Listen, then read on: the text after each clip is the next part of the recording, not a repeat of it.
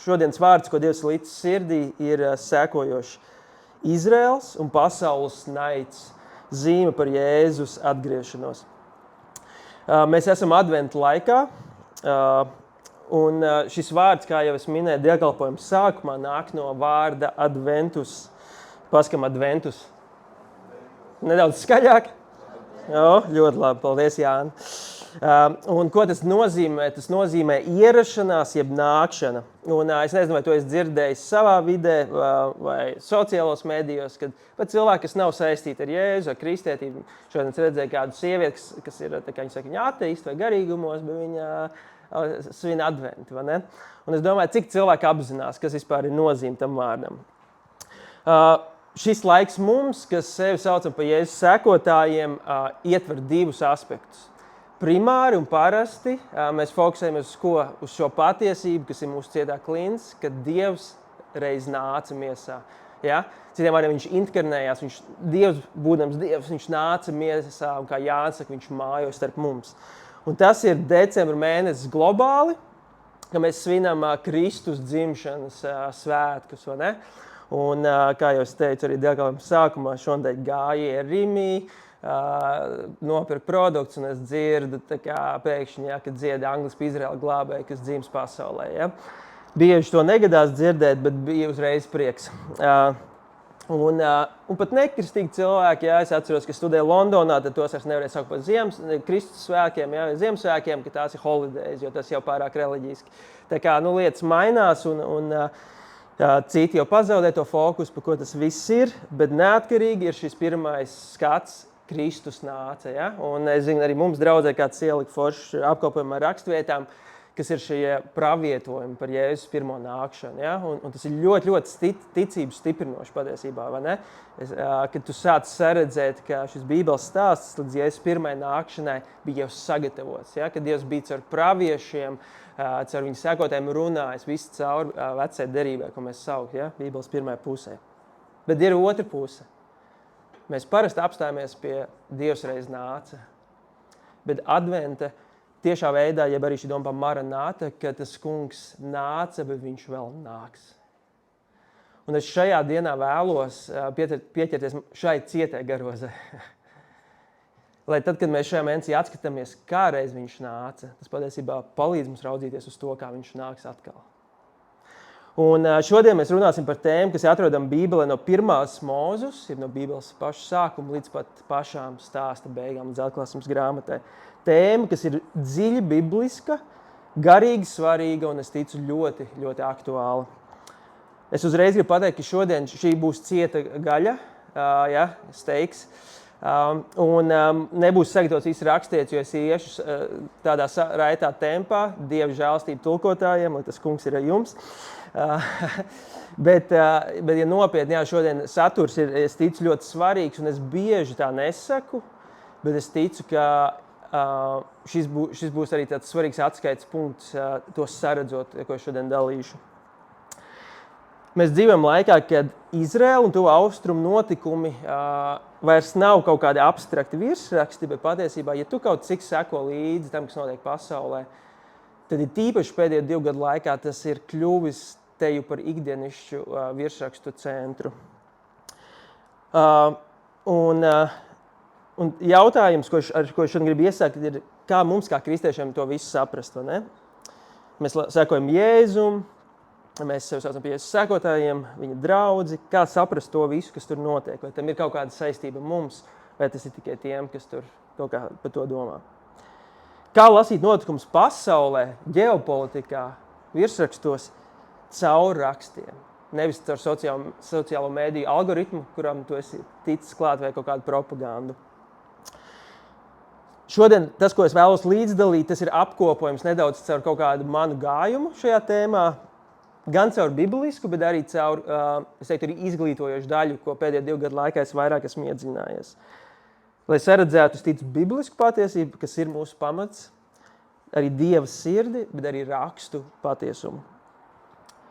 Līdz ar to, kā es teicu, uzdosim jautājumu, kā bibliski to izprast, kas notiek ap to tēmu Izraēla, tuvie austrumi, kas vispār ir Izraēla loma un kādi kristieši ir draudzes loma un kādi notikumi visbeidzot stāv mums priekšā. Ja varētu palūgt bildi, jā, šajā mēnesī, un es šodien par to daudz nestāstīšu, ja godīgi, tā kā, ja kādi interesēs vairāk, man ir gana daudz sirdī, ko dalīt, bet šis man unikāls mēnesis. Es vienu mēnešu laikā 2 reizes biju Izrēlā, un šis ir no pēdējā brauciena, kur es atgriezos pirms nedaudz vairāk kā nedēļas. Un kā jūs redzat, šajā bildē pie Rauda mūra, kas ir vēl tā kā tuvākā daļa, jeb saukt par rietumu sienu, Western Wall, tā ir viena no populārākajām vietām, ko varbūt citi atpazīst, un šeit es neesmu viens, kā jūs redzat. Šoreiz man bija iespēja palīdzēt rīkot braucienu, kur arī pievienojās kristiešu mācītāji un vadītāji. Dažus varbūt jūs atpazīstat, citus ne, bet es šodien neiedziļināšos viņu stāstos. Bet kāpēc es to dalu? Es esmu kopumā bijis 9 reizes Izrēlā. Un šī tēma pēdējo gadu laikā ir bijis manā sirdī, bet izteikti pēdējo 2 gadu laikā Dievs ir īpaši kādas lietas rādījis, un es vēlos par tām nedaudz padalīties. Es pirmkārt gribu sākt ar svarīgu apgalvojumu, pirms mēs ejam šajā tēmā. Mēs šodien dziedājam un slavējam Jēzu, kur oriģinālais vārds ir kāds? Ļoti labi. Prieks, mūsu draudzē to zina. Tātad, tas ir viņa oriģinālais vārds, līdzīgi kā man kāds prasītu, kas saka, man sauc Markus, un viņš saka Mārtis un Markus, es saku, jā, ir Marks, ja. Bet mans oriģinālais vārds ir Mārcis. Un, kad kāds pamēģina, pasaka oriģinālu vārdu, tas vienmēr silda sirdi, ja. Es nemēģinu uzvārdu viņiem mācīt, tad gan mums ir pazust laiks. Bet ir svarīgi saprast, kāds ir Jēzus, un Jēzus pirmkārt atklāja savu sirdi par cilvēku un cilvēci. Un es gribu sākt ar to, ka Jēzus mīl ebreju tautu, Jēzus mīl arābu tautas, viņš mīl palestīniešu tautas, viņš mīl musulmaņus. Un ja tu ikdienišķi seko līdz tam, kas notiek globāli, tad arvien vairāk arī valstīs, kas ir dziļi apspiestas, arī diktatora režīmos, Dievs, jeb Jēzus persona atklājās cilvēkiem. Jā, reizēm pat sapņos izteikt islāma valstīs. Un es vēlos to sākt ļoti akcentēt, ka Dieva sirds, ka ik viens cilvēks, neatkarīgi no viņa etniskās piedarības, neatkarīgi no viņa reliģiskās sapratnes, iepazīst vienīgo patieso glābēju, kurā ir glābšana. Ja? Un manas sirds ir ļoti dziļi par to. Ja? Man misijas tēma ir ļoti dziļi mīļa, un lai pateiktu to, var uzlikt nākamo bildi. Pēdējo 2 gadu laikā, kad es esmu bijis, šis pirms 3 gadiem, 22. gadā es biju Izrēlā, šis ir Galilejā, kādā no ēstuvēm es atapos, sēžot ar manu brāli, ko jūs šovasar, kas bija šeit redzējāt, Arnt Jakobs, ja, kas atpazīst, tagad viņš ir Kiprā. Un atapos lūdzot pa Omāru, musulmaņu vīru, sēžot, ēdot ļoti labu arābu virtuvi, es izjūtu fizisku atziņas vārdu par sāpēm, piegāju paprasīt viņam, vai viņam gadījumā nav sāpes tur un tur, viņš atbildēja, ka ir. Beigās atapāmies lūdzot, Dievs viņu fiziski dziedināja, es teicu, ka tas ir Isā, kas ir arābu kontekstā, ir Jēzus, tad viņš teica, vai var lūgt vēl vienu ķermeņa daļu. Un mēs atapāmies Galilejā, tas ļoti zīmīgi, ne? Tiek zina Dievu vārdu, Jēzus pāršā lielāko daļu laiku pavadīja ap Tiberijas jūru, ap Galilejas jūru, un es varēju bez tam atsākt Facebook ierakstā, ka Jēzus aizvien staigā pa Galileju, tagad ar saviem sekotājiem aizvien pieskarās. Un ne tikai tur ir labs ēdiens, bet bija iespēja parādīt un dalīt īstenībā vēstu par Kristu, vai par Jēzu, kas tajā apvidū pavadīja tik daudz laika šim arābu vīram, no kur vārds ir Omārs. Viņš patiesībā pēc tam atveda pusi no savas virtuves cilvēkiem, un man tur sāk rādīt rētus kājām, un aizgāja tāda lūkšanas sesija. Bet man sirds ļoti priecājās, ja? Un arābu musulmaņu cilvēki bija ļoti atvērti lūkšanām. Tie, kas vairāk zina un brauc, ja? Viņi kopumā ļoti atvērti. Ja var nākamo bildi, šis ir pirms nedēļas Jeruzalemes vecpilsētā. Atkal ēd pusdienas. Daudz kas labs notiek, ka mēs ēdam, ne? Un dzeram kafiju. Jā. Bet runāt par kafiju uzreiz sagribējās. Šis ir vīrs vārdā Ramī. Mēs ēdam ar Latvijas delegāciju. Pusi nekristieši, pusi kristieši ēdam. Un atkal es izjūtu atziņas vārdu, neiešu detaļās. Principā es atopos pieiet viņam prasot pie šī tāda diezgan stingrā vīrte. Viņš smāja tur, viņš bija tāds tough guy. Ja? Paprasu, Klau, vai gadījumā tev nav sāpes tur un tur. Viņš saka, ir. Un beigās mēs atdodamies lūdzot. Un beigās arī viņam Dievs pieskarās. Viņš bija ļoti atvērts, man izdevās viņam konkrēti arī dalīt evaņģēliju. Un viņa vārds ir Rami. Viņš arī musulmanis, 5. paudzē, Jeruzālēmē. Ja? Un es ļoti skaisti izjūtu Dievs ir pa viņu. To pa viņu lūdzot, jau ar nākamo bildi, to arī redzēja mūsu gids, kurš ir ebrejs. Un arī pa viņu mēs atapāmies. Viņš man pienāca klāt, redzot, mēs Vecpilsētā lūdzam, ja, pa cilvēku, un viņš svēro. Viņš saka, klau, pa mani arī varētu aizlūgt. Un tad viņš saka teikt, bet kā tu vispār to sajūti? Mēs sākām runāt par manu rabīnu, kam es sekoju, kurš es ticu ir Mesija, un es viņam arī sāku stāstīt par Jēzu. Un ka mans rabīns arī dod savu svēto garu saviem sekotājiem, un tāpēc es lūdzu, un es neesmu dziednieks. Un man bija iespēja viņam skaisti stāstīt par Ješua, Jēzu. Kāpēc es šo dalu? Mana sirds arī tajā vidē ir piedzīvot Dievs ir pa katru cilvēku. Ja? Un nav atkarīgs no etniskās, no reliģiskās saprates, kā es saku. Ja? To ļoti svarīgi dzirdēt, ejot šajā tēmā arī pa Izraēlu. Ja? Un kad mēs pieminam, vai ar šo bildi slēgt ārā, kad mēs pieminam tēmu par Izraēlu mūsdienās, primāri nekristīgā vidē, bet pat kristīgā, pirmais, kas cilvēkiem, protams, nāk galvā pār šā gadījuma, ir situācija Gazā, Palestīnas situācija. Un uzreiz ir emocionāla reakcija par to, kas tur notiek, nenotiek. Un pēdējo 2 gadu laikā, kopš ir 7. oktobra terora akts, bija 23. gadā, es tam nedaudz pieskaršos, bet tā ir viena no vietām, kur ir noticis karš, bet patiesībā daudzās vietās konstanti pasaulē notiek brutāls karš. Un, kā piemēram, kad es biju pirms mēneša Izrēlā, bija liela konference no dažādām valstīm, es satiku no Dienvidu Sudānas kristieti. Un viņus tur slaktē. Un neviens par to neprotestē. Neviens nerunā. Bija no Nigērijas cilvēki. Nigērijā tikai kopš no janvāra līdz augustam bija 7000 kristiešu nogalināti. Ko es gribu pateikt? Par Sīriju. Ja? Sīrijā kristieši arī drūzus ir tāda etniskā grupa. Brutāli vienkārši slaktēja. Vai ir bijis kāds protests, vai mēdījos tas ir bijis diezgan nē. Un kāpēc es to pieminu? Pasaule ir salauzta. Grēks ir reāls. Un daudz, kur mums apkārt notiek briesmīgas lietas, par ko mēs bieži pat nezinām vienkārši. Mēs šajās telpās sanākam kopā ar vienu mācītāju, kurš tikko atbrauc no Pakistānas. Ja? Riks, viņš patiesībā sludināja pirms pāris nedēļām arī šeit, pirms mēneša. Viņš braukā pa dažādām vietām apkārt. Viņš nesen bija Bangladešā. Tur kristietim uzbruka dēļ viņa ticības fiziski viņa ģimenē. Viņš aizbrauc uz slimnīcu, viņš saslēdz, ka viņš ir kristietis, viņi atsakās apkalpot. Viņš zvana policijai, policija atbrauc un policija atsakās pieņemt iesniegumu. Tas ir tāpēc, ka viņš ir kristietis. Daudz, kur mīļie, ir ļoti skarba realitāte. Mēs vienkārši bieži nezinām par to. Un tādas ziņas nav diezko populāras, viņas nenonāk līdz mēdīju virsrakstiem. Bet mēs dzīvojam laikā, kur es redzu, ka lielie mēdīji un sociāli tīkli patiesībā es ticu, un es pamatošu pēc mirkļa, sadarbojas patiesībā ar šīs pasaules garu. Efeziešiem 6 saka, ka šajā pasaulē valda vēl, pirms Kristus atnākšanas valda šīs pasaules gars. Un te iet runa, ka tumsai vēl ir atskaites laiks, cik viņai ir ilgi vēl līdz Kristus nākšanai, vēl ir iespēja darboties. Un tas ir tas, ko mēs redzam. Salauztība, nāvis, kari. Un patiesībā es ticu, ka aiz tā stāv gars. Te neiet runa par izglītību, faktiem.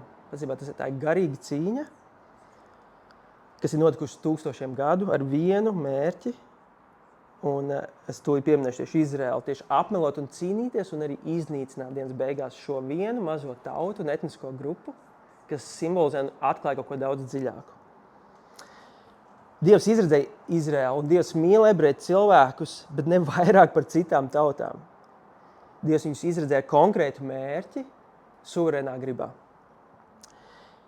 Patiesībā, ja tu uzticam sāc lasīt Bībeli no viena vārka līdz otram, tu saredzi, ka tas ir Dieva stāsts, bet viņš to veido ar šo vienu nāciju, kas sākās ar Abrahamu, vīru, ko viņš aicināja un slēdz derību. Viss stāsts, patiesībā Dieva vārds ir par derību stāstu. Ka Dievs ir uzticams Dievs, ko mēs šodien dziedājam, viņš ir apsolījums Dievs. Un tas viss visdziļāk atklājās tajā, ko sauc derība. Dieva solījums, palikt uzticamam tam, ko viņš ir apsolījis. Un šī mazā tauta, šī saujiņa, ir bībeliskā stāsta epicentrs. Un, ja tu esi gājis kaut kur bībeles studijās vai dzirdējis to, tad īstenībā veselīgi bībeles izpratne sākās to, ka saprot, kas ir oriģinālie, kas rakstīja to autori, kas ir oriģinālie saņēmēji. Un, ja tu sāc vairāk iedziļināties, tad tu saproti, ka tie panti, kurus, protams, arī mēs caur Kristu mīlam citēt un apsolījumu no vecās derības un tā tālāk, mēs neesam viņa primārie saņēmēji. Mēs priecājamies, mēs stāvam tajos apsolījumos, bet tie pat nav, mēs neesam primārie oriģinālie saņēmēji. Ja mēs skatāmies uz Jēzu, viņa vārds Ješua, es minēju sākumā, viņš atgriezīsies, viņš nāks atpakaļ viņai. Tā nav skaista ideja, tā nav cerība, tas ir fakts, tas notiks. Un es jau gribu pateikt, viņš neatgriezīsies Rīgā. Es studēju Londonā, viņš neatgriezīsies Londonā, Ņujorkā, Parīzē vai jebkurā citā galvaspilsētā, kas tev liktos, ir šī miekļa epicentrs. Augšām celtais Jēzus, ķēniņš, atgriezīsies Jeruzalemē, kur būs ebreji apdzīvot, lai valdītu uz Dāvidu troņa, kas ir bibliskā stāsta turpinājums, 1000 gadus pār visām tautām. Tas būs brīdis, kā ir rakstīts 110. psalmā, ka viņš visus savus ienaidniekus padarīs par savu kāju pamestu. Mīļie, Jēzus nāks atpakaļ, viņš vairs nenāks pazemībā. Pirmo reizi viņš nāca kā pazemīgs ķēniņš. Ja? Viņš teica, ka viņš nāca, lai kalpotu. Viņš mācīja, ko nozīmē viņa pirmajā nākšanā izpratni par vadītāju. Viņš mazgāja mācekļu kājas. Viņš, Dievs būdams, pazemojās. Ja? Filipiešiem 2. Bet viņa otrajā nākšanā viņš vairs nepazemosies. Viņš nāks savā pilnā godībā. To godību, ko mazliet piedzīvoja mācekļi, kad viņš atklāja to, kāds viņš ir patiesībā. Jā, bija mirkļi, ka viņi nevarēja nostāvēt mīļais Jānis viņa klātbūtnē. Tāds nāks augšām celtais Jēzus. Tas ir mūsu ticības pamats. Jo, ja viņš nenāktu atpakaļ, mūsu ticība ir velta. Un šīs stāsts, Jēzus otrās nākšanas stāsts, patiesībā epicentrā neesi tu un es. Ir Jēzus un šī tauta, šī mazā saujiņa. Kopš 7. oktobra mēs redzam, ka ir atmodināts, es viņu saucu par senatnīgu demonisku garu. Un patiesībā bibliski viņu pat tā sauc. Kas paceļas no dziļumiem, izplata apsūdzības un naidu, vainojot Izraēlu, šo tautu, šo nāciju un ebreju tautu kā vainīgu. Konstanti atkal dažādās lietās. Un tas paradoks, dienu pēc 7. oktobras bija terorakcija, un nākamajā dienā sākās milzīgi protesti globāli. Kad viņa tauta bija piedzīvojusi trakāko dienu pēc holokausta, nākamajā dienā, viņi vēl nebija veikuši kardarbību, nākamajā dienā jau sākās protesti par to, kas ir Izraels un ko viņi dara un kā viņi dara. Viens piemērs, varbūt jūs esat dzirdējuši salku no upes līdz jūrai. From the river to the sea. Palestine will be free. Es nezinu, jūs esat dzirdējuši to vai nē. Izklausās pēc taisnīguma sauciena, vai ne? Izklausās kādu, kas cīnās par taisnību. Bet ģeogrāfija mums patiesībā atklāja patieso nozīmi, jo pāršā gadiem tie, kas to ir saukuši, viņi neapzinās, ko viņi sauc. Vai šī teritorija, par ko iet runa, ir zeme starp kādu jūru, kas zina? Jordānas upe tur ir, ja? Ne jūra, upe, from the river, tad upe, Jordānas upe, un otrā pusē teritorijai ir vidusjūra. Var uzlikt karti, tad skatāmies, ko tas sauklis nozīmē, es jums to vēl parādīšu. No Jordānas upes, labajā pusē, līdz vidusjūrai Palestīna būs brīva. Kas ir starp upi un jūru? Visa Izraēla. Tur apakšā tas mazais spotiņš, tā ir Gaza. Patiesībā arābu valodā tas sauciens vēl agresīvāks, vienkārši to nekad netulko rietumu mēdījos. Bet patiesībā katru reizi, kad jūs dzirdat to saucienu, ko tas nozīmē, tas ir etniska zemes iztīrīšana no šīs tautas, kas tajā ir. Latvijā, pateicoties kādam ebreju juristam, šis sauklis ir oficiāli jau aizliegts, kriminalizēts. Daudz, kur pasaulē vēl nav, un tas ir iegūs lielu momentu, viņš griezies 2 gadu laikā.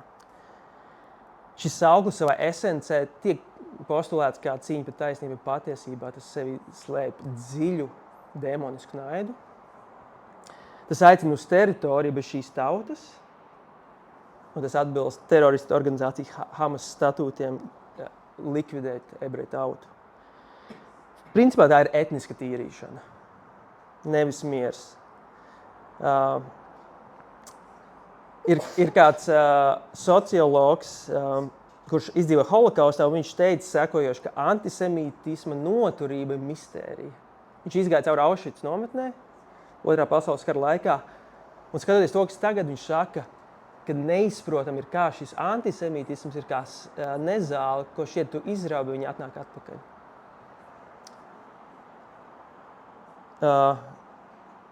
Ebreji no pasaules populācijas 0,025% pasaules iedzīvotāji. Un vienlaicīgi, ja tu sāc lasīt vēsturi, ebreju tautas vēsturi, saredz, ka viss caur vēsturē, un diemžēl bieži kristieši bijusi daļa no vainas, ir vainojuši šo tautu dažādās lietās un uzkūdījuši naidu. Un ir svarīgi atzīt savu sakņu melnumus, pēc tam pieskaršos. Mūsdienās ir jauniešu kustības ar šo Palestīnas karogu, un tas ir kļūst tā kā panku simbols. Principā, tā kā cīņa par taisnību. Un tas ir izmantots visur, kur. Un šīs kustības apgalvo, kad ir cīņa par taisnību, tātad par Palestīnas brīvību. Un lielākā daļa no viņiem nav iedzinājušies ne vēsturē, ne faktos. Piemēram, Gaza 2006. Gadā jau bija atdota Palestīnas kontrolē. Kad tur, principā, Izraela izgāja no Gazas, saka, lūdzu, cilvēki, kas vajag Palestīnai brīvību, Gazai brīvību, tu paskaties kartē, tu paskaties vēsturē, un tu saproti, viņiem tā tika dota. 20 gadus šai nācijai bija dota iespēja pašnoteikties. Un kas notiek 20 gadu laikā? Tika ievēlēta Hamas, kas ir biblisks vārds, kam es pēc tam pieskaršos. Tas vārds atrodams Bībelē. Tika ievēlēta šī teroristiskā organizācija, kas nes nāvi un iznīcību, garīgu tumsu.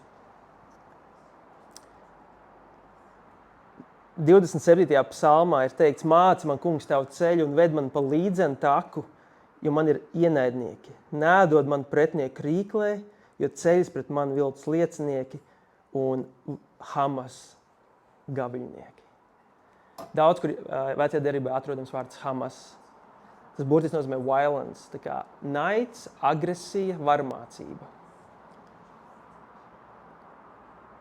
Patiesībā Hamas ir atrodams bieži varbūt tavos ikdienas lasījumos, vienkārši tu nezini šo oriģinālu vārdu. Ja vai nākamo bildi. Tā izskatījās Gazas teritorija, tajā mirklī, kad Izraela atvilkās no šīs teritorijas. Jebkuri cilvēki, kas nebija sadarbojušies ar Hamas vai kas bija kaut kādā veidā stāvējuši pretī, tika uz ielām nošauti. Vai bija jebkāda protesta par to? Nē. Ļaujot par Palestīnu, cilvēki, kas šķietami atbalsta šo ideju par palestīniešiem, viņiem patiesībā nerūp palestīnieši. Patiesībā tas naids ir savādāks, viņš ir vērsts pret tautu. Un patiesībā tie cilvēki tur bieži ir vienkārši krustugunīs.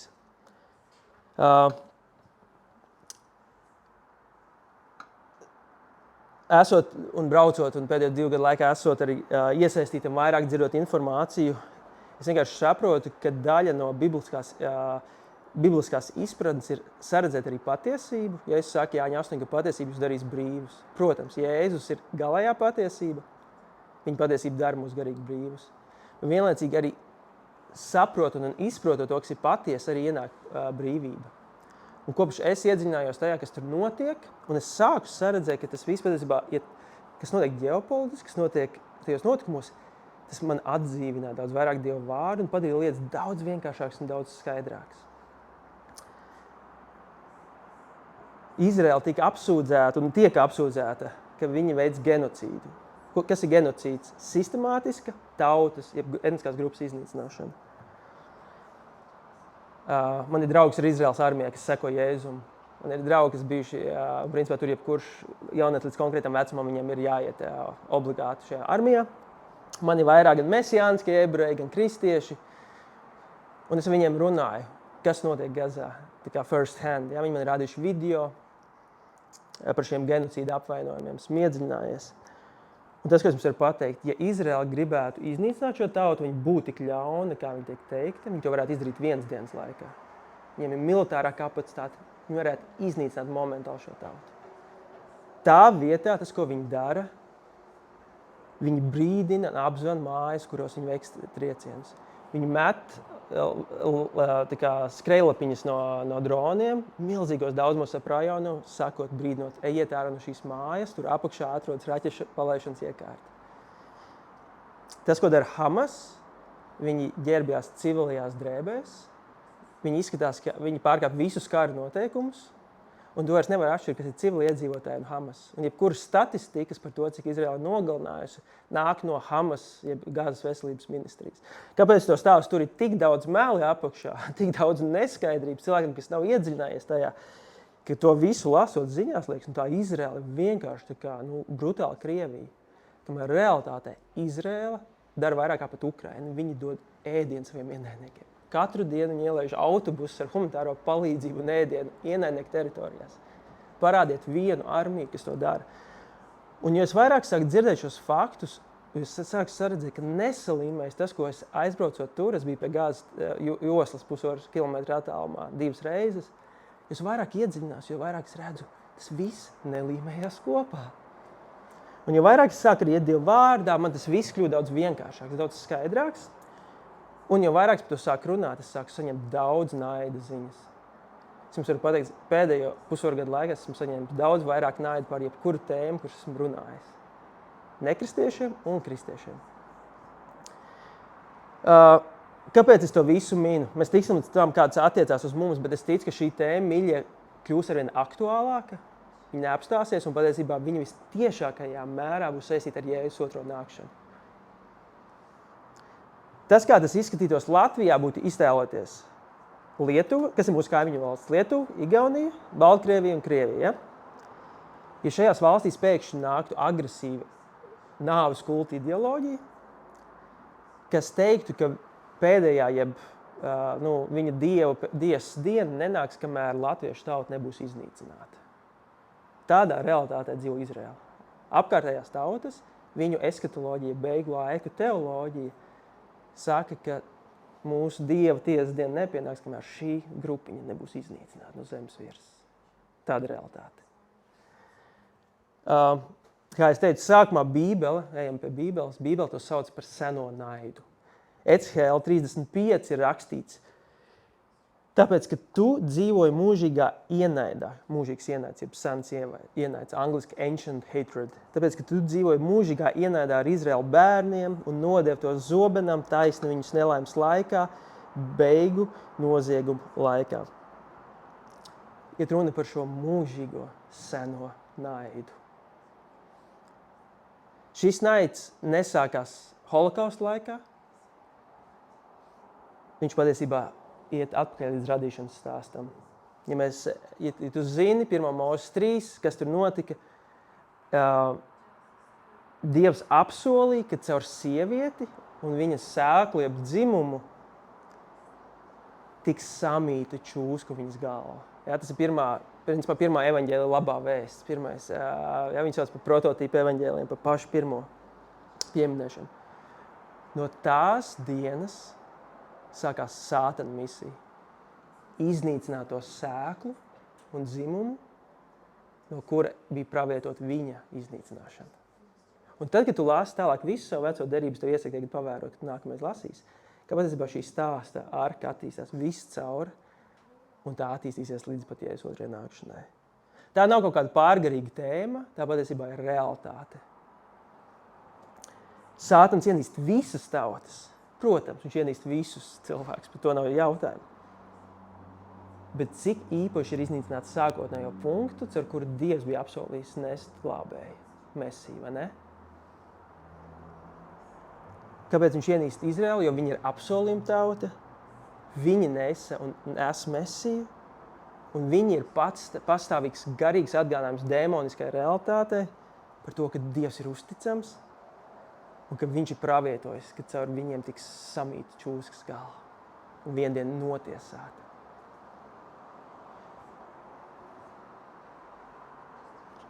Šodien visi pasauli skatās uz šo tautiņu. Izraela ir 1/3 lielumā no Latvijas, tā kā Kurzeme.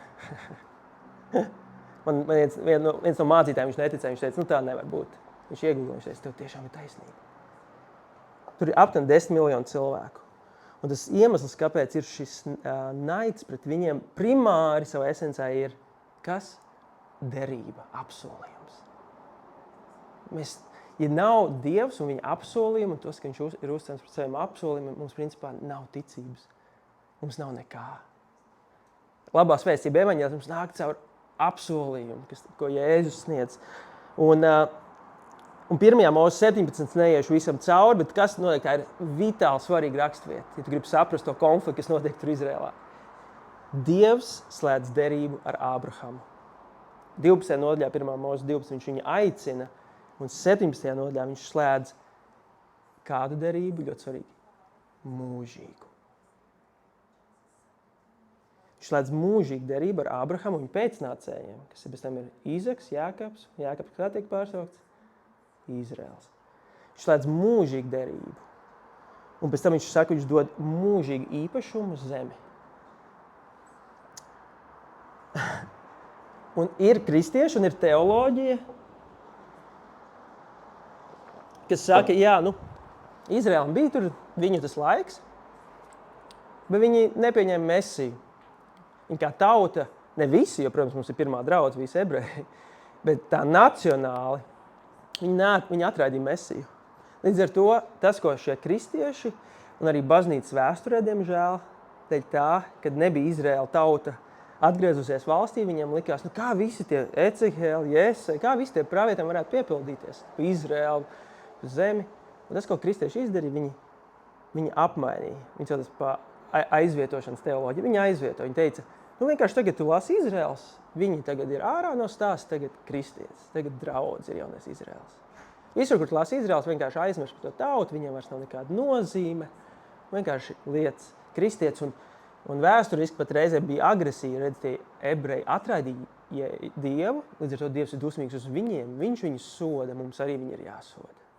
Ja jūs palasiet kristīgo vēsturi, viņi ir asiņaina un tumša, jo nebija izpratnes, diemžēl. Un 2000 gadus likās, kā tas var būt reformatoriem reformācijas laikā. Viņi nespēja izprast. Liekas, vai tiešām Dievs burtiski, fiziski varētu piepildīt tos apsolījumus. Tai tautai, kas 2000 gadus ir bijusi izskaisīta visu zemi, vai viņš varētu jaunpiecelt, atdzīvināt tautu. Un pienāk 1948. gads. Bēm!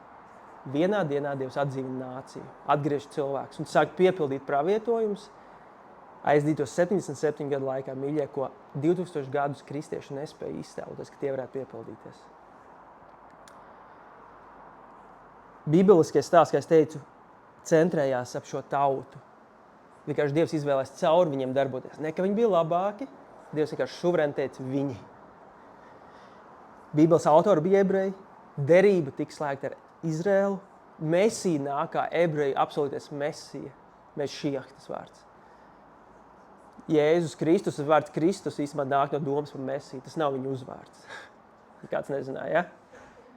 Kristus ir viņa tituls, un tas nāk no vārda Kristus, ir Mešijah ir īstais vārds. Ja tu noņem no grieķisko pusi. Jēzus mira, augšām cēlās un tika paaugstināts kur? Jeruzālemē. Pravieši saka, ka viņš atgriezīsies kur? Jeruzālemē. Un ja kristietim ir problēmas ar ebrejiem, es gribu pateikt vienu lietu. Mūžība būs ļoti, ļoti sarežģīta. Kāpēc? Tāpēc, ka tu un es mēs pielūdzam ebreju. Augšām celt ebreju. Kurš nekaunās no savu ciltsrakstu, viņš nāks kā jūdas lauva. Tas nav skaisti vārdi. Tā ir atsauce uz viņa. Viņš zina savu stāstu, viņš zina apsolījumus. Viņš zina, kur līnija viņš nāks. Un viņš zina, kurā pilsētā viņš nāks. Dievs ir niansēs, mīļie. Un ja tu saredzēsi šo saslēgumu, mēs labāk spēsim izprast to tumsu, kas sāks celties arvien vairāk, bet tavas un manas saknes ies daudz dziļāk. Jo tu sapratīsi, ka Dievs ir uzticams. Pat pret spītīgu tautu viņš neatmet savus apsolījumus. Un tā ir tā labā ziņa. Ja viņš neatmet mūžīgu derību Izrēlam, tad tu arī vari iet gulēt mierīgi, ka viņš tev dod kādu dzīvību, mūžīgo dzīvību. Vai arī tev viņš izdomāt pēkšņi tomēr teikt, nē, es tomēr veikšu 3., 5. derību. Jūs bijāt pagaidi, ja? Tagad tālāk būs planētieši. Nē, Dievs tā nedarītu. Ja Dievs saka mūžīga derība, tā ir mūžīga. Ja Dievs tev dod mūžīgo dzīvību, tu esi pateicīgs, ja tu saproti, ka Dievs ir uzticams. Es zinu, ka ir cieta gaļa, es zinu, ka ir grūti, bet mēs tiksim līdz galam. Es ticu, ka mēs šobrīd dzīvojam, es nebaidos to teikt, ļoti pravietiskā un ļoti svarīgā laikā. Un es bieži par šīm tēmām nerunāju, un otrā nākšana nekad man nav bijis mans lists augšgalā. Ja? Man misija tuvība ar Dievu, tās ir manas tēmas. Bet es ļoti skaidri jūtu no svētā gara, kad ir svarīgi pacelt šo tēmu, jo ritenis ir iegriezies ar jaunu ātrumu un tā tēma kļūs aktuāla.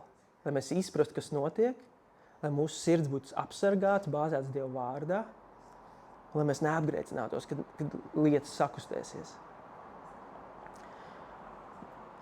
Bībele atklāja, ka lai arī Dievs ir izredzējis Izraēlu tautu, ar Ābrahamu viņš noslēdz mūžīgu derību, viņš noslēdz derību, kur Ābrahams tiek izmidzināts. Principā, ko Dievs, viņš noslēdz derību sevi. Principā, Dievs saka, ka, ja es pārkāpu derību, tad es ar sevi tikšu galā.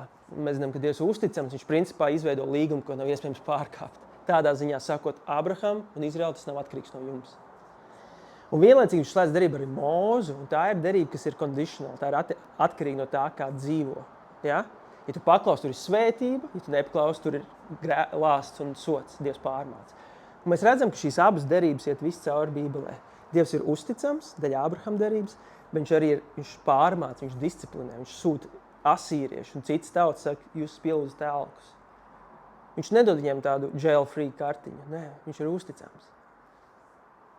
Un tas, kas ir šobrīd, Dievam ir strīds, jeb kontroversija ar savu tautu Izraēlu. Un ko es to domāju? Izraels ir izredzēta, viņi ir derības tauta, bet viņi ir nepaklausīgi.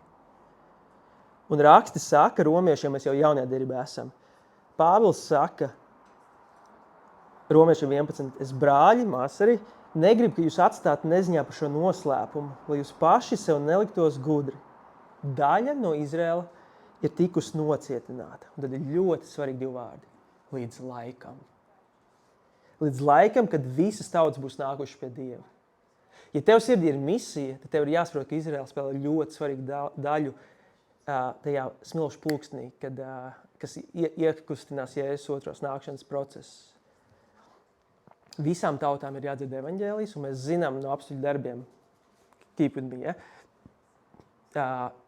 pirmā draudz bija ebreji, un pēc tam apstuļu darbu 10 Dievs atver vārdus vaļā nācijām. Latviešu Bībelē ir pagāni, patiesībā tas vārds ir etnos, tās ir nācijas, jeb etniskās grupas. Dievs atver vaļā labās ziņas dēļ ebreju nepaklausības. Visām tautām, Pāvils saka, viņu nepaklausība jums ir par svētību bijusi. Visas tautas ir dzirdējuši, un viņš saka, ka no Jeruzalemes tā bultiņa aizies līdz visām tautām, un būs mirklis, ko tikai Dievs zina. Pēdējais cilvēks, kas palaidīs smilšu pulksteni, un tad tā bultiņa nāks atpakaļ uz oriģināliem saņēmējiem, uz ebreju tautu. Nav neviena cita tauta Bībelē, kam ir apsolījums, nacionāls apsolījums, ka viņi tiks glābti. Mēs varam teikt, Eiropa tiks glābta, Latvija tiks glābta, tā ir laba lūkšana, un lūgt, tas ir ļoti labi. Bet bibliski vienīgā tauta, kurai apsolīta nacionāla glābšana, beigu laikos ir šī tauta. Tas nav Mārcis, Romiešu 11:26. Pāvils saka, viss Izraels tiks glābts.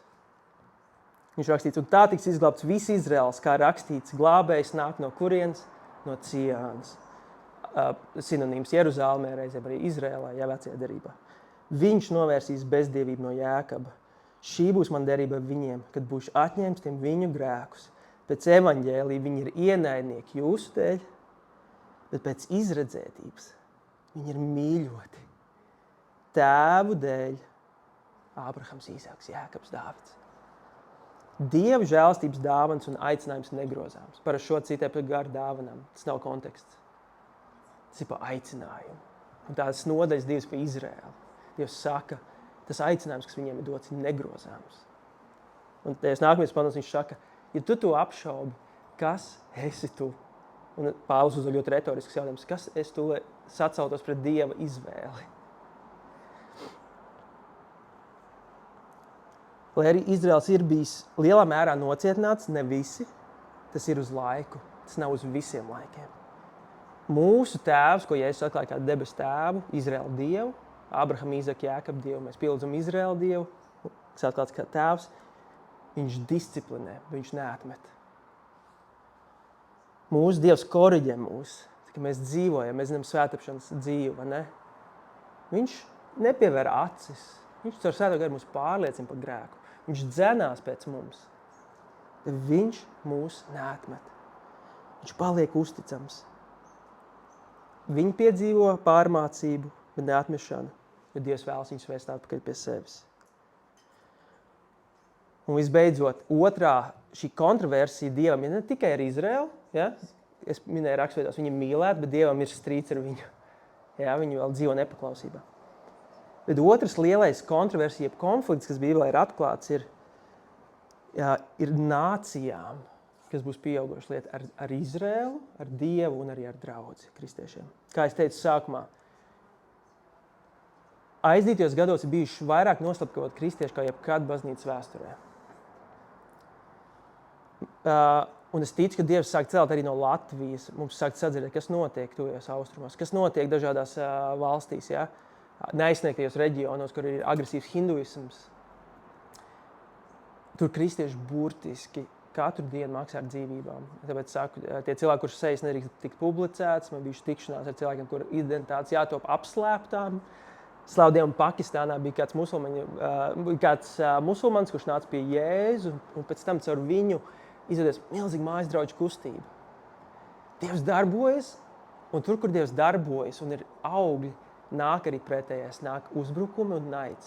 Tas ir bibliski. Mēs nevaram sagaidīt, ka būs atmoda, jeb Dieva darbība lielos mēros bez ciešanām vajāšanām.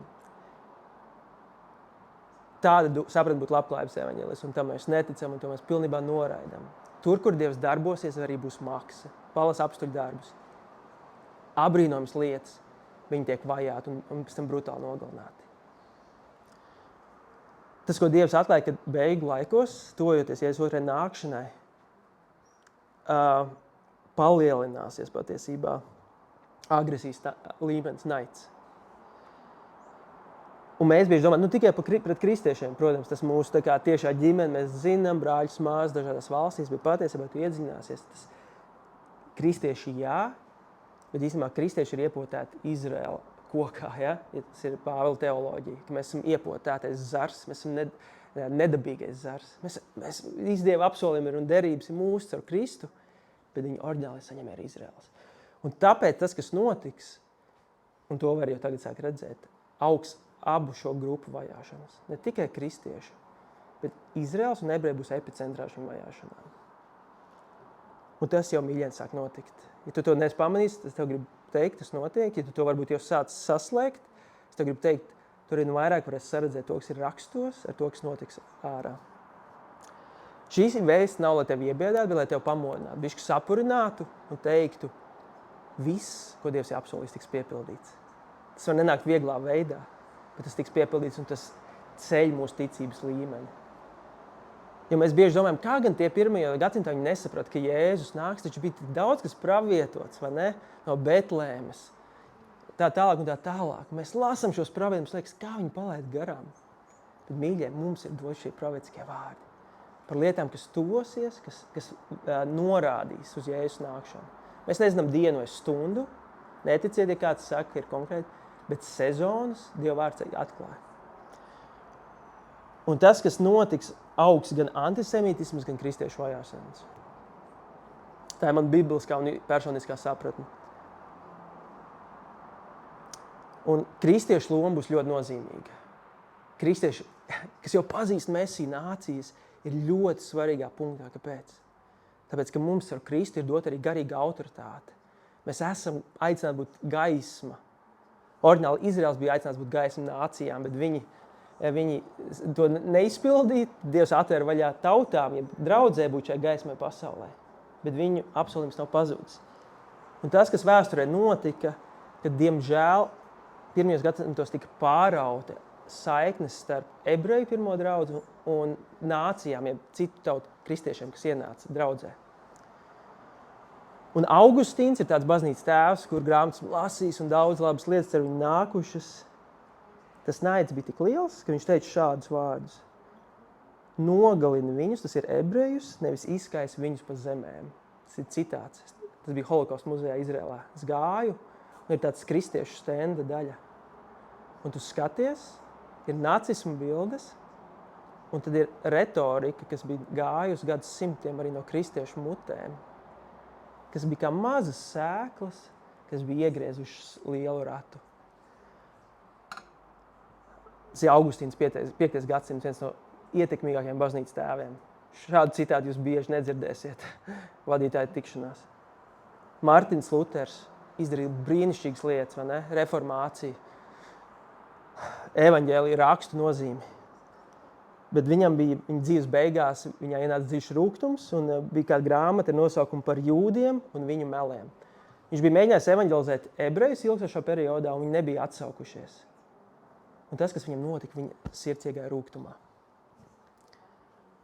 Un šie ir viens no smagākajiem vārdiem, citātiem. To saka Mārtiņš Luters. Pirmkārt, viņu sinagogas ir jānodedzina. Otrkārt, viņu mājas ir līdzīgi jāsagrauj un jānoposta. Treškārt, lai atņem viņu lūgšanu grāmatas un talmudu. Tas ir viens no viņu rakstiem. Ceturtkārt, viņu rabīniem ir jāizliedz mācīt turpmāk, piedraudot ar nāvi. Piektkārt, ebrejiem pilnībā jāatņem pases un ceļošanas iespējas. Sestkārt, viņiem jāizliedz iespēja nodarboties ar augļošanu. Pēc tam, ka viņam jādod rokās cirvi, lāpstas, lai viņi pelna sev maizi vaigas sviedros. Mums ir jāizskauž šie sliņķi no sabiedrības nost ar viņiem. Un pēc tam redzot, ka nacismu laikā Hitlers un viņa sabiedrotie citēja Mārtiņu Luteru, iedod skudriņas man vismaz, kā kādam, kurš ir mācījis, kurš māca Dievu vārdu. Pateikt, ka kāds teiks, tā jau tāda politiska lieta. Bet zini, kristiešiem ir milzīga autoritāte un ietekme, un mūsu izpratne var ietekmēt daudz vairāk, kā mēs apzināmies. Gan labā ziņā, bet arī ļoti, ļoti tumšā ziņā.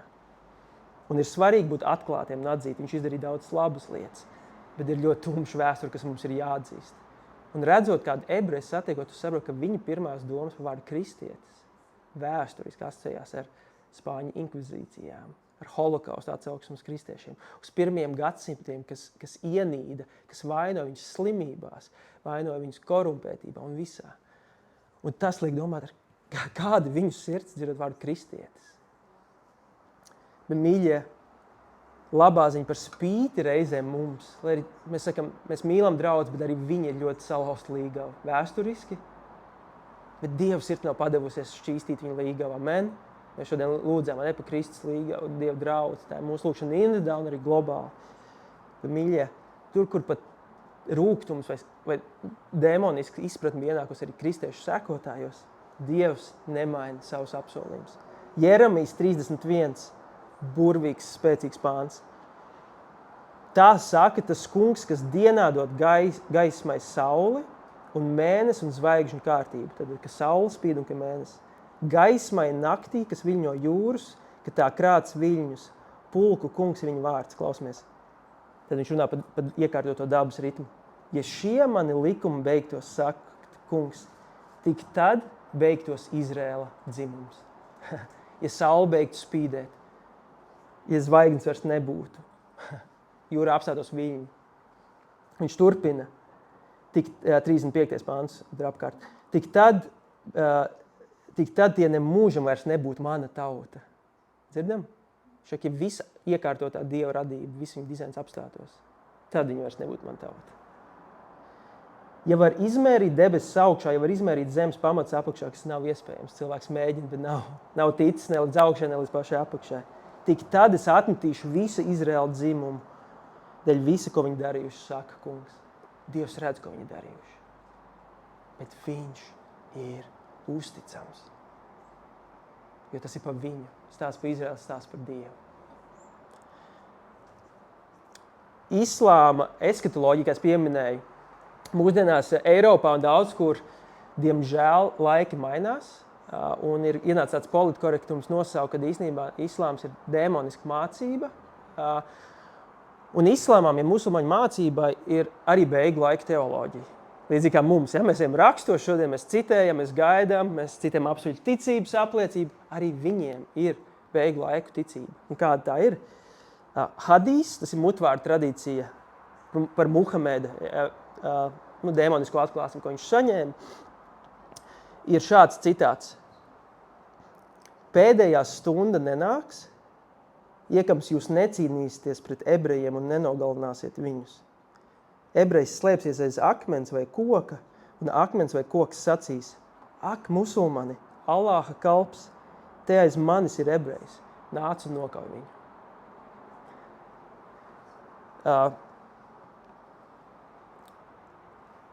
Tāda ir ideoloģija, kas ir ap Izraēlas robežām.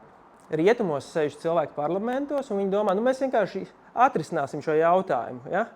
Tā kā, mierīgos veidos, un gan jau viņiem iedos teritoriju. Un es ar manu tagad jau draugu Annu Kudoru, kurš ir ģeopolitikas eksperts, politologs, sarakstījis grāmatu par Ukrainas-Krievijas karu. Labi zina savu jomu. Viņš saka šo pašu lietu. Viņš saka, rietumos cilvēki nesaprot, ar ko Izraēla cīnās. Tie nav cilvēki, kas īstenībā pat grib teritoriju. Viņiem tā teritorija tika iedot senāk. Viņiem ir daudz dziļāks naids un daudz dziļāka ticība, kas motivē viņu rīcību. Nesaprotot, ar ko tu cīnies, tev var likties, iedošu to, gan jau viss atrisināsies. Jo mūsu kultūra ir balstīta uz judeo-kristīgām vērtībām, uz moralitāti, sapratni par dzīvību un vērtībām. Bet tur ir cits gars, kurš grib ierīkot kalifātu, citu veidu sistēmu, kā operē sabiedrība. Un kāpēc to ir svarīgi saprast, mīļa? Tas ir reāli, un vienlaicīgi Dievs to visu zina. Mums nav jābaidās. Mums ir jāsaredz, mums ir jāsaprot mūsu loma, un mums ir jābruņojas ar izpratni. Mans kā mācītāja uzdevums arī ir palīdzēt jums izprast caur Dievu vārdu. Un es ticu, ka mums kā draudzē ir īpaša loma. Es pēc tam pieminēšu. Jēzus pats teica Mateja 23. Es zinu, ka ir daudz, bet tur ir tieši svarīgi. Jeruzālem, Jeruzālem. Tu, kas nonāvēja praviešu un nomētā akmeņiem tos, kas pie tevis sūtīti. Jēzus mīl Jeruzālem. Viņš skumst, ka viņi atraida viņu. Cik bieži es gribēju sapulcināt vienkopus tavus bērnus, kā putns pulcina mazuļus zem saviem spārniem, bet jūs negribējāt. Ja? Redzi, jūsu nams ir atstāts, izpostīts un pamets. Un es jums saku, jūs vairs neredzēsiet mani līdz. Atkal. Dievs apsola, Jēzus apsola. Līdz jūs teiksiet svētīts, kas nāk tā kunga vārdā. Šeit ir atsauksme uz šo nacionālo glābšanu, par ko pravietoja Caharija. Caharija praviešu grāmatā 12. nodaļā, ko Pāvils teica Romiešiem 11. Būs mirklis, kad Jēzus nāks otrais. Un tad viņa tautas acis tiks atvērts. Caharija 12.10 ir rakstīts, viņi lūkosies uz mani, ko tie caururbuši. Viņi atpazīs Jēzu. Viņi sapratīs, ka tas ir viņu glābējs, un viņi atsauksies uz viņu. Tas vēl nav noticis, tas notiks pirms Jēzus nākšanas. Ja vēl uzliek pēdējo slaidu, Mārtiņ. Tie, kas liekas, Latvijā mums tas Mārcis, baigi lielu runā globālu lietu, mums tas Latvijā nekad jau vispār nav aktuāli. Es tikai 2 kadrus no šīs nedēļas paņēmu Latvijas mēdījos. Viens ir Eirovīzija, nav aktuālākais mums pasākums, ja? Bet Izraēla atkal ir epicentrā. Jo ir jau 4 valstis, kas nepiedalīsies Eirovīzijā, tāpēc, ka Izraēla piedalīsies. Spānija, Nīderlanda, Īrija, man liekas, Slovenija, un Islanda ir ceļā. Bet, tev liekas, jebkurā nozarē tas sāks parādīties. Vērojiet ziņu virsrakstus. Labajā pusē par sportu. Esmu liels basketbola fans. Tel Avivs Maccabi, Eirolīgas komanda, laba komanda. Viņi brauc uz Lietuvu spēlēt uz Žalgiru. Tie, kas sporta cilvēki saprot. Jau agresīvās pro-palestīnas kustības veica, un arī ir jau tāds latviešu kanāls, kas jau diezgan aktīvi arī šo komunicē, tika veikts boikots, sākumā pret futbola komandām. Viņi piespieda Lietuvā, mums kaimiņos, spēlēt futbolu bez faniem, drošības apsvērumu dēļ. Un viņi bloķēja arī basketbola spēli, lai tā kā ar tādu agresiju, kad organizatori nobīstās. Tāds naids, ka liekas, varbūt miera apstākļos labāk vai neaizvadīt spēli, vai neielaist fanus. Tas ir tikai šonedēļ. Es jums varētu stāstīt vēl, lai pateiktu, tas nav tāda abstrakta tēma. Mēs dzīvojam ļoti savienotā laikmetā, un tās lietas ieskrienās ļoti aktīvi kopā. Šī tēma, mīļie, iegriezīsies. Neatkarīgi, vai tu to vēlies vai nē. Mūsu izvēle ir teikt, kāda ir mūsu daļa. Un es ticu, mūsu daļa ir apzināties to, kas notiek, gan bibliski, arī vēsturiski un arī ģeopolitiski. Un ir daudz melu un daudz par un ap. Ja tev interesē labāk avoti, ja tev šī tēma interesē vairāk, droši pienāc pie manis. Izraela tauta nav perfekta, bet tas, kā tas šobrīd tiek pagriezts, ka viņi ir šis ļaundaris, pret ko mums visiem jācīnās. Kamēr viņiem ir viena valsts, un ir 56 musulmaņu arābu valsts, ja es nemaldos. Un lai pateikt tikai šo faktu, ir, ja nemaldos, 7 miera piedāvājumi sniegt palestīniešiem no Izraels puses. Viņi saka, mēs jums varam iedot vairāk teritoriju, vai to atkāpties, ja? Katreiz Palestīnas pusi norādīs miera izlīgumu. Kāpēc? Jūs gribat zināt galveno iemeslu? Tāpēc, ka tas nav jautājums par teritoriju. Jo, lai viņi akceptētu, viņiem ir jāsaka, jums kā tautai, mēs jūs atzīstam un jums ir tiesības eksistēt. Tieši tik fundamentāli ir problēma. Tas vispār nav par teritorijām, tas ir par naidu. Un to visu kopsavalkot, kas notiks? Es jums līdzdālu bišķi, kas šobrīd notiek, vēsturisko praviešu teikuši, bet kas notiks? Izraels būs globālā centrā, šobrīd tāds miera laiks. Bet nemaldieties, tā tēma neapstāsies. Un līdz Jēzus otrajai atnākšanai notiks tas, ko Jeremija 30 sauc par Jēkaba bēdu laiku. Šodien es neiešu tajā vispār necik dziļi, bet principā atklāsies Antikristus, jo šis reģions sauc pēc miera. Šis naids tā kā virza uz to, ka vajadzīgs miers. Un Bībele atklāja caur Danielu un citiem praviešiem, ka nāks šī figūra, cilvēks, kurš nesīs mieru. Tiks noslēgts 7 gadu miers un tiks ļauts arī būvēt, es ticu, 3. templi. Braucot uz Izraels, tur dzirdu, viņi tam ir gatavi. Tā kā tās nav tādas abstraktas lietas, tas ir tuvu. Tādā ziņā viņi ir gatavi. Ja? Un pēc 3,5 gadiem šis Antikristu figūra pārkāp šo mieru līgumu un pasludinās sev par Dievu. Un Caharija 12. un 10. nodaļā atklāja, ka būs diena, paša beigas, kad tautas būs ap Jeruzālemi nostājušās un vērsīs karu. Un tad nāks Kristus. Un līdz ar to, ko tas mums kā kristiešiem nozīmē, Dieva vārds mums pirmkārt aicina lūgt. Lūgšana ir ļoti svarīga daļa. Es šodien padalu vairāk, lai tu sadzirdētu kaut nedaudz varbūt to arī realitātes smagumu, jo tā tēma nav viegla no vienas puses. Un kaut kādā ziņā tev vajadzētu aizskart tavu sirdi. Vai man rūp palestīniešu sievietes un bērni? Jā, bet diemžēl viņi ir ietverti demoniskā peripētijā, kur es burtiski pazīstu cilvēks, ir iegājuši bērndārzos un speciāli pie Donalda Daka figūras apakšā ir raķešu palaidējis. Slimnīcās ir tuneļu ieejas, no kuras tavu valsts bombardē, un tu brīdini, tu saki, ejiet projām, mums ir mūsu tautu vienkārši šauj raķetes. Mums ir jāiznīcina tā raķešu palaišanas iekārta. Bet tas apzināti tiek darīts slimnīcā, skolā. Un burtiski kaut kādā ziņā šīs sievietes un bērni ir pieķēdēti pie šiem teroristiem. Un katrs mirušais civili iedzīvotājs sāpina Dievu, bet vairāk, diemžēl, tas veicina demonisku propagandu, kas saka, šie nezvēri. Es jums varu teikt, esmu runājis ar ministrijas cilvēkiem, ar armijas cilvēkiem un skanējis viņu sirdi, un es varu teikt, viņi grib mieru. Viņi grib dzīvot mierā. Viņi pat mēģināja pie Palestīnas teritorijas vērt bērnus uz slimnīcām Gazā. Es biju slimnīcā, kur šobrīd ir Palestīnas bērni rehabilitācijas centrā. Un es klausos, un to nekur ziņās nestāst. Un es saprotu, jā, protams. Garam, kas valda pasaulē, neinteresē patiesība. Un to mums jāapzinās arī mirkļos, kad ir grūti. Kāpēc to dalu? Lai mūsu sirdis neviļās. Lai mūsu sirdis tiek sargātas, iet naidā, agresijā. Mūsu sirds ir iestāties lūkšanā, lai Dievs atklājās musulmaņiem. Ir skaists stāsts arī pat Palestīnā, ka Dievs atklājās cilvēkiem.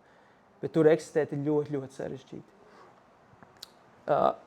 Un to visu es dalu, mīļie, noslēdzot ar to, ka es ticu pēdējā gada laikā tas, ko Dievs ir atvēris durvis mīlestības veidā, arī iepazīt ebreju kopienu šeit Rīgā,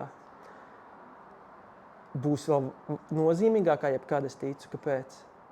Man sākumā likās, kādas tā abstrakt notiek, bet redzot visu, kas notiek, man kļūst arvien skaidrāks, ka tumsa palielināsies, bet ko tas izdarīs? Tas ļaus mūsu gaismai spīdēt.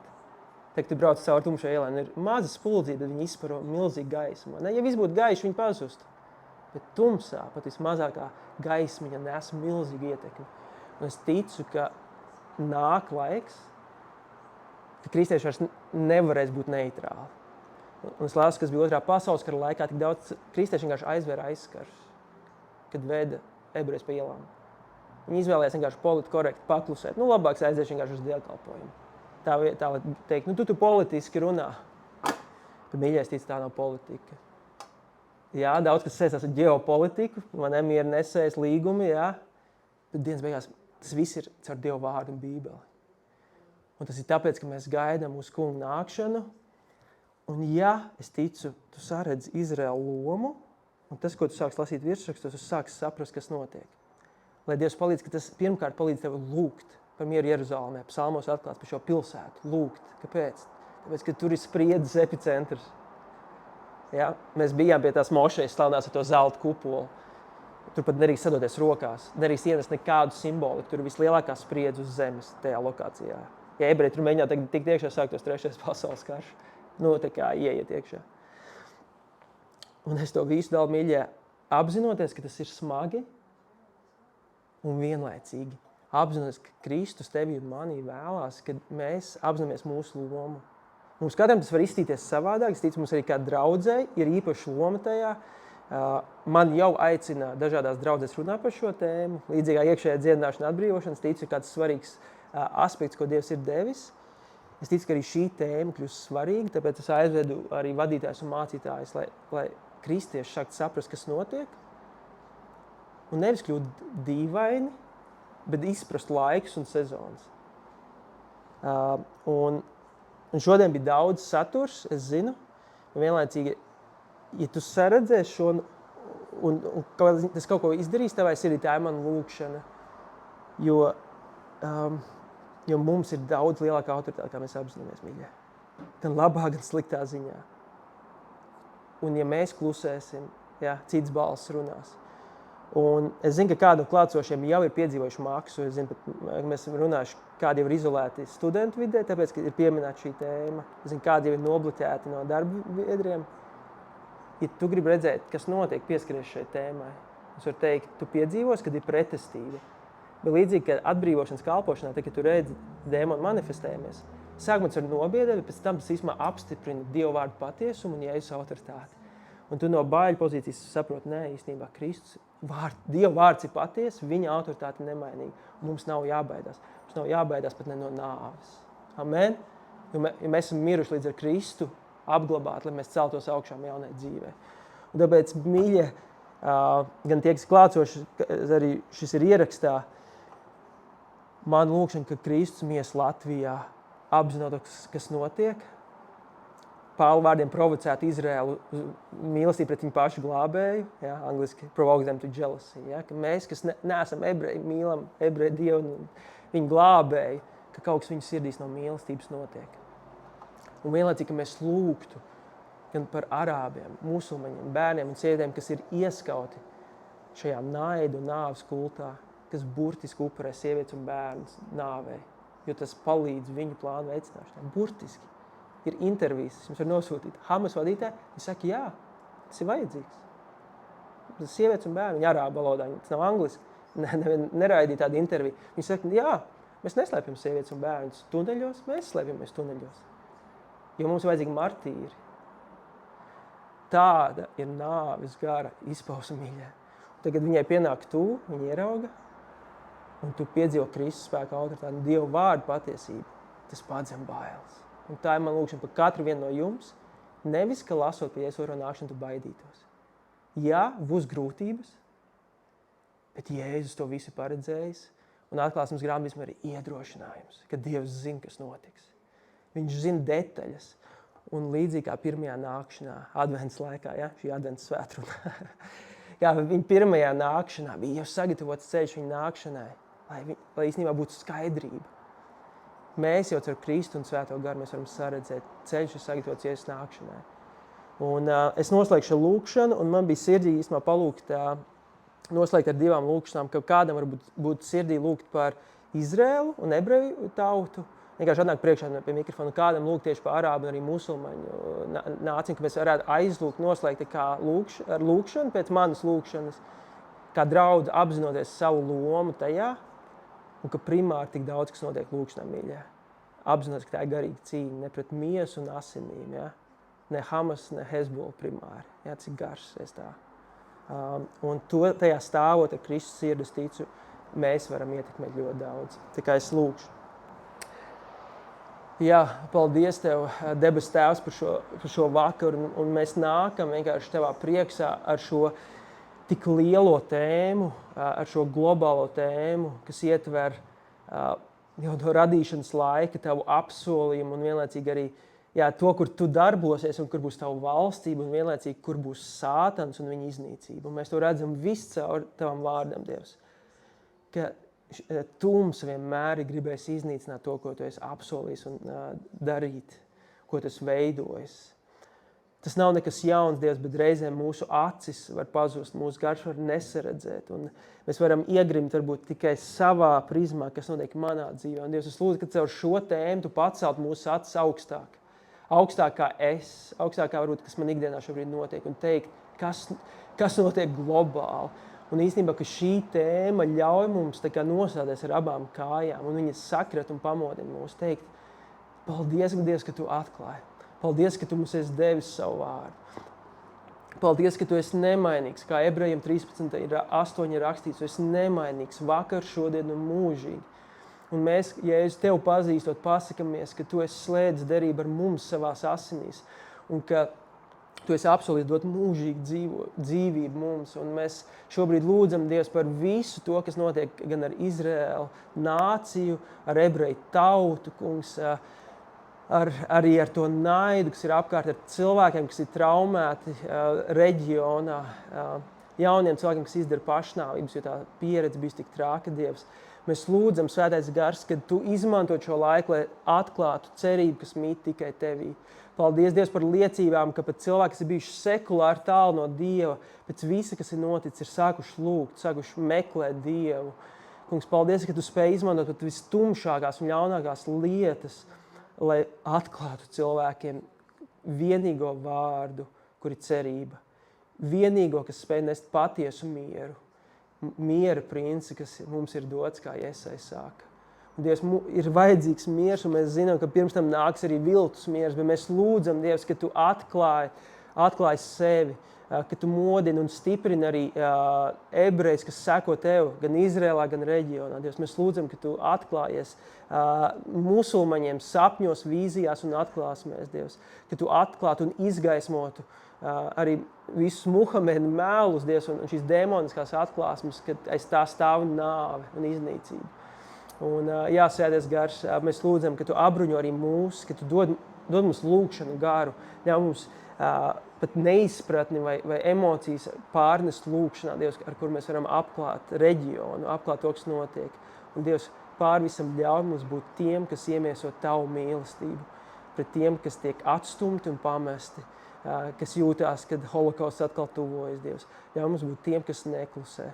Ļauj mums būt tiem, kas iestājas par Tavu vārdu un kas apzinās pravietisko stāsta līniju. Jā, Dievs, paldies, ka pat ja tēma ir grūta, bet paldies, ka Tava cerība ir dziļāka un Tavs apsolījumi ir nemainīgi. Un tas ļauj mums iet ar spēku, tas ļauj mums pārvarēt bailes un būt nomodā, Dievs. Jā, būt nomodā. Jā. To mēs, Jēzus, mīlot Tevi, lūdzam Tavā vārdā. Amen.